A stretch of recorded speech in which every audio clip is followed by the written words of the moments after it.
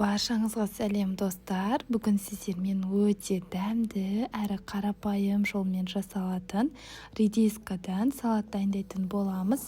Сондықтан видеоны толықтай қарап, маған тіркеліп, лайк басып кетуді ұмытпаңыздар. Бізге қажетті заттар, яғни көк жуақ, қияр және де редиска қажет болады.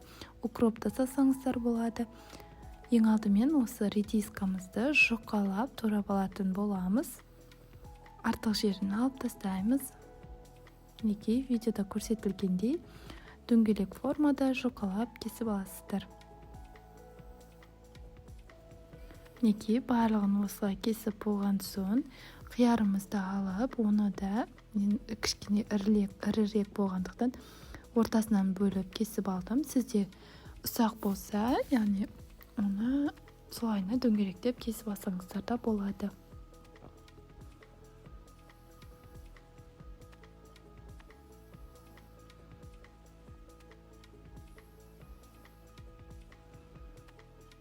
Енді оны да ыдысымызға саламыз.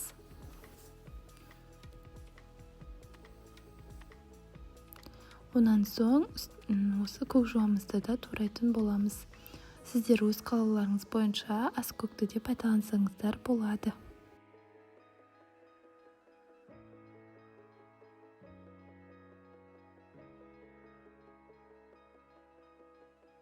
Онан соң үстінен пісіп тұрған 2 дана жұмыртқамызды кесіп салатын боламыз. Мен оны ұсақтап 4 бұрышты формада кестім.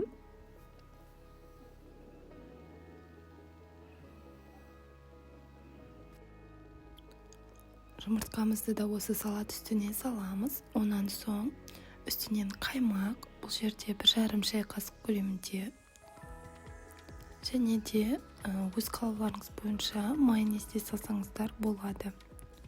Екеуін араластырамыз жақсылап, және татымына қарай кішкене тұз салатын боламыз.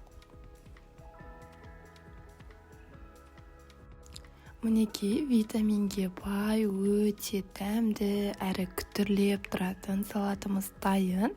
Осы рецептпен жасап, маған тіркеліп кетуді ұмытпаңыздар. Сіздермен бірге болған Маратова Индира.